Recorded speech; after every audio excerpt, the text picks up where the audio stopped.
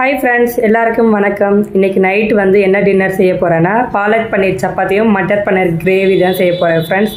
வாங்க வீடியோக்குள்ளே போகலாம். ஃபஸ்ட்டு ஸ்டவ் ஆன் பண்ணிக்கலாம் ஃப்ரெண்ட்ஸ். ஒரு கடாயை எடுத்து வச்சுக்கலாம். கீரையை வேக வைக்கிற அளவுக்கு வேணுங்கிற தண்ணி வந்து ஊற்றிக்கணும் ஃப்ரெண்ட்ஸ். அது வந்து நல்லா கொதித்து வரணும். அதுக்கப்புறம் வந்து பாலக்கீரையை பொடியாக நறுக்கி நான் சேர்த்துக்கிட்டேன். அப்போ தான் வந்து சீக்கிரமாக வெந்து வரும் ஃப்ரெண்ட்ஸ். இப்போ காரத்துக்கு ஏற்ற மாதிரி வந்து 2 பச்சை மிளகாய் வந்து கிள்ளி போட்டுக்கிறேன். இதுக்கடுத்து 4 பல் பூண்டு, அரை ஸ்பூன் வந்து ஜீரகம் சேர்த்துருக்குறேன் ஃப்ரெண்ட்ஸ். அப்புறம் வேணுங்கிற அளவுக்கு வந்து உப்பு சேர்த்துக்கிட்டேன். இதெல்லாம் வந்து சப்பாத்தி செய்யும்போது ரொம்ப டேஸ்ட்டாக இருக்கும். அதுக்காக வந்து இது எல்லாம் இன்க்ரீடியன்ட் சேர்த்து நல்லா வேக வச்சுட்டு அது வெந்ததுக்கப்புறம் வந்து ஓரமாக ஆற வைக்கணும் ஃப்ரெண்ட்ஸ். இதுக்கடுத்து வந்து மட்டர் பன்னீர் கிரேவி வந்து நம்ம ரெடி ஒரு கடாயில் வந்து பன்னீர் ஃப்ரை பண்ணுற அளவுக்கு வந்து ஆயில் ஆட் பண்ணிக்கலாம். இப்போ வந்து நல்லா பீஸாக நறுக்கி வச்சுருந்த பன்னீர் வந்து ஆட் பண்ணியிருக்கிறேன் ஃப்ரெண்ட்ஸ். இது நல்லா கோல்டன் ப்ரௌன் வந்ததுக்கப்புறம் ஒரு பிளேட்டில் ஓரமாக எடுத்து வச்சுக்கலாம் நம்ம. இதுக்கு அடுத்து என்னென்னா, இதே கடாயில் வந்து நம்ம பன்னீர் ஃப்ரை பண்ணியிருந்தோம்ல, அந்த ஆயில்லையே தான் கிரேவி வந்து நம்ம செய்ய போகிறோம் ஃப்ரெண்ட்ஸ். ஜீரகம் 1 ஸ்பூனு, சோம்பு 1 ஸ்பூன் வந்து ஆட் பண்ணியிருக்கிறேன்.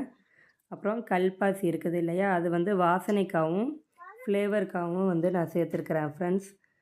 பிரியாணி இலை, பட்டை 1 துண்டு, இது எல்லாமே ஆட் பண்ணும்போது அவ்வளோ நல்லாயிருக்கும் கிரேவி வந்து டேஸ்ட்டாக. காரத்துக்கு ஏற்ற மாதிரி 2 பச்சை மிளகாய், 4 வெங்காயம், பெரிய வெங்காயம் வந்து பொடியாக நறுக்கி வச்சது வந்து ஆட் பண்ணிக்கிறேன்.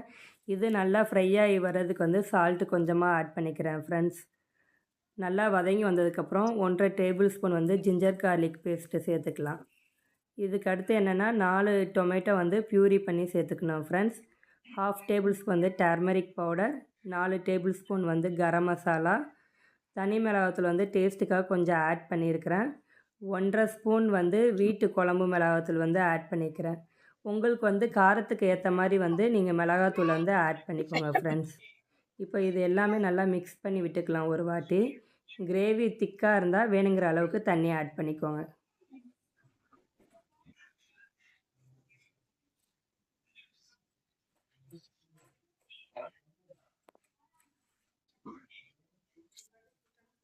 இப்போ கொஞ்சமாக தண்ணி ஆட் பண்ணியிருக்கிறேன் ஃப்ரெண்ட்ஸ். இதுக்கு அடுத்து 1/2 பவுல் அளவுக்கு வந்து பட்டாணி வந்து ஆட் பண்ணியிருக்கிறேன். இது நல்லா பச்சை வாடை போய் வர அளவுக்கு வந்து மூடி போட்டு மூடி வச்சிடணும் ஃப்ரெண்ட்ஸ். பட்டாணியும் வேகணும். இது ஒரு ஓரமாக இருக்கட்டும். இப்போது கிரேவி ரெடி ஆகிறதுக்குள்ளே இந்த சைடு வந்து டோ ப்ரிப்பேர் பண்ணிக்கலாம். கீரை வந்து நம்ம ஆற வச்சுருந்தோம்ல, அதை வந்து மிக்சியில் போட்டு அரைச்சாச்சு. இந்த சைடு வந்து மாவோட கோதுமை மாவோடு சேர்த்து நல்லா டோ ப்ரிப்பேர் பண்ண போகிறேன். வேக வச்ச தண்ணியும் வந்து நம்ம வேஸ்ட் பண்ணாமல் வேணுங்கிறப்பெல்லாம் ஆட் பண்ணி நம்ம சேர்த்துக்கலாம் ஃப்ரெண்ட்ஸ். இதே மாதிரி பசங்களுக்கு வந்து சத்தானதை செஞ்சு கொடுங்க, ரொம்பவே நல்லது. கேரட்லேயும் செய்யலாம், பீட்ரூட்லேயும் சப்பாத்தி செஞ்சு தரலாம் பசங்களுக்கு, ரொம்ப ஆரோக்கியமாக இருக்கும்.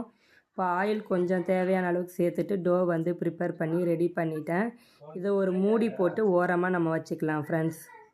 இந்த சைடு கிரேவியும் பச்சை வடை வந்து போயிடுச்சு. இப்போ வந்து ஆல்ரெடி நம்ம ஃப்ரை பண்ணி வச்சுருந்தோம் இல்லையா, அந்த பன்னீரும் ஆட் பண்ணிக்கலாம் ஃப்ரெண்ட்ஸ்.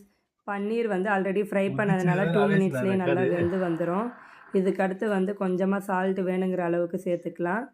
கொத்தமல்லி தலையும் வந்து கொஞ்சமாக கட் பண்ணி போட்டுக்கிட்டேன். கஸ்தூரி மேத்தி 1 ஸ்பூன் அளவுக்கு கையிலேயே நல்லா கசக்கி போட்டுக்கிட்டேன் ஃப்ரெண்ட்ஸ். கிரேவி வந்து ரொம்ப நல்லா வந்திருந்தது, பார்த்தாலே தெரியும் நினைக்கிறேன். ரொம்ப சூப்பராகவே வந்திருந்தது கிரேவி வந்து. இதுக்கு அடுத்து வந்து சப்பாத்தியும் வந்து தேய்க்க ஆரம்பிச்சிட்டேன். சப்பாத்தியும் சூப்பராக வந்தது. இந்த ஸ்க்ரீனில் பார்த்தாலே தெரியும் சப்பாத்தி வந்து எவ்வளோ நல்லா தவாவில் உப்பி வருதுன்னு, அவ்வளோ சாஃப்டாக இருந்தது. பிள்ளைங்க சாப்பிட்டுட்டு ரொம்பவே நல்லா வந்திருக்குதும்மா, ரொம்ப நல்லா இருக்குது அப்படின்னு சொன்னாங்க. இதே மாதிரி உங்கள் வீட்லேயும் பசங்களுக்கு வந்து செஞ்சு கொடுங்க, விரும்பி சாப்பிடுவாங்க ஃப்ரெண்ட்ஸ். என்னோடய 2 பசங்களுக்கு ரொம்ப பிடிச்சி போய் நல்லா விரும்பி சாப்பிட்டாங்க. ரொம்பவே நல்லா இருந்துச்சு ஃப்ரெண்ட்ஸ்.